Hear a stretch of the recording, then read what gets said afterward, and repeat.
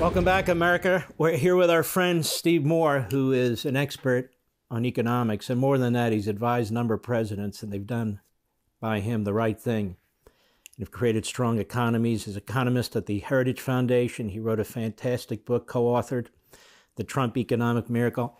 Steve Moore, Kamala Harris throws around things about the Trump economy, and his proposals would raise $5 trillion in debt and so forth. First of all, isn't it kind of funny that the Harris-Biden regime criticized Donald Trump and his proposals when they've driven up the debt to levels the planet has never experienced before? It's amazing to me, Mark, that we have this debate, 90 minutes, and one of the most important financial and economic issues of our time, the massive, skyrocketing national debt under Joe Biden and Kamala Harris. I don't think it ever came up. I don't think they even mentioned it. Certainly the questioners didn't. What we have in this White House and with Kamala Harris's proposals is what I call fiscal pyromaniacs. They want to spend money like it's candy. There is trillions of dollars of new spending in the plan that Kamala Harris announced. Meanwhile, how is that going to be all paid for? This is according to the New York Times, not Steve Moore. According to the New York Times, $5 trillion of tax increases. Someone at Fox earlier this week asked me if that's the biggest tax increase in American history. And I said, no, it's the biggest tax increase in world history. It would destroy our businesses. It would destroy the stock market. This is an administration, if there is a Harris administration, and God, I pray there isn't, that is so anti-business, so anti-investor. I've never seen anything like it. She is an economic illiterate. She is a Marxist Islamist. Her father was a Marxist. We call them what they are. We don't play games around here. And every proposal she's made, every single proposal she's made would empower the central government. For example, everybody on Medicare.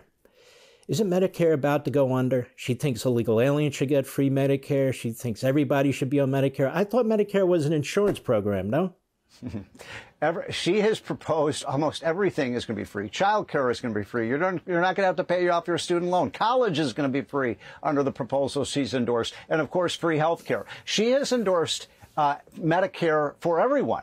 In other words, and I know she denies this, Mark, but we have her on record. She has sponsored bills in the United States Senate saying, get rid of private insurance, get rid of, any private choices that you might have. Everybody's under Medicare. I don't know if you remember when Barack Obama said, oh, under my plan, if you like your health plan, you get to keep it. Not under Kamala's plan. Everybody's thrown in the government system, which you are 100% correct, my friend. It is going bankrupt already. So putting more people on Medicare is going to real danger to our seniors, by the way, who depend on Medicare. It's going to bankrupt the whole system.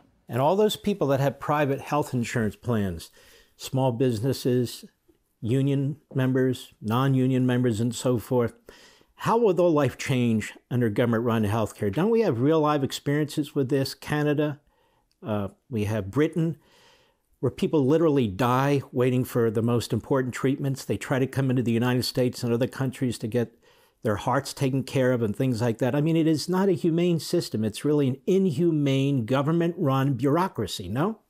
You're exactly right. In Canada, you have to wait many, many months to get surgery. That's the case in a lot of the European systems. The way that they lower costs, Mark, is they ration health care. So you oftentimes can't get it when you need it. Look, we're America. We believe in freedom to choose, right? People should be able to choose the health care they want. And you mentioned the unions. I don't understand how any of these union bosses could possibly endorse Kamala Harris, by the way, because you're looking at, think about this, that unions over the last 30 years have negotiated these very generous health plans for their members, and now Kamala Harris is going to take those plans away. You talked about this phony debate in which the media were using this as an opportunity to further, they thought, advance Kamala Harris. They work a tag team, and I thought Donald Trump was Donald Trump, which is a win, because everybody knows where Donald Trump stands on the issues. He had an opportunity to reiterate all of his positions, economic and so forth. But when it comes to the economy, the number one concern of the American people, you watch that debate. Do we have any idea how Kamala Harris will lower inflation and interest rates? Do we have any idea how she will lower gas prices? Do we have any idea how she will lower home prices? Do we have any idea how she'll make automobiles more affordable? When I go into a diner, the waiter and the waitresses tell me how much they're struggling. She says she stands for the little person. She says she stands for the middle class. Isn't she part of the regime that is destroying working people and the middle class? So in the book that we've just come out with, Arthur Laffer and I, the one that you just mentioned, The Trump Economic Miracle, one of the things we do in that book, and I want people to look at it, we compare almost every important economic statistic, something like 25 statistics, small business conditions, inflation rates, things like the price of groceries, things like what happened with the stock market, what happened to people's real incomes, what they can buy. And on almost every single one of those statistics, Trump far exceeds what has happened under Kamala Harris and Joe Biden. By the way, the one where Biden actually had a better record on Trump was on jobs, but I don't know if you saw that they recently had to revise downward by about 1 million jobs. They lied about how many jobs were created. And so it turns out, you know, if anybody who's going to vote on the economy in this election, you're crazy if you're going to vote for Kamala Harris. What she is offering, and I think Trump was right. I think it's more dangerous than even what we've seen with Biden. I mean, she's talking about doubling the capital gains tax, a new tax on unrealized capital gains, increasing the tax on our American companies. It's almost like it was written by the Russians and the Chinese to disable our own economy. Mm-hmm. Hey, Sean Hannity here. Hey, click here to subscribe to Fox News YouTube page and catch our hottest interviews and most compelling analysis. You will not get it anywhere else.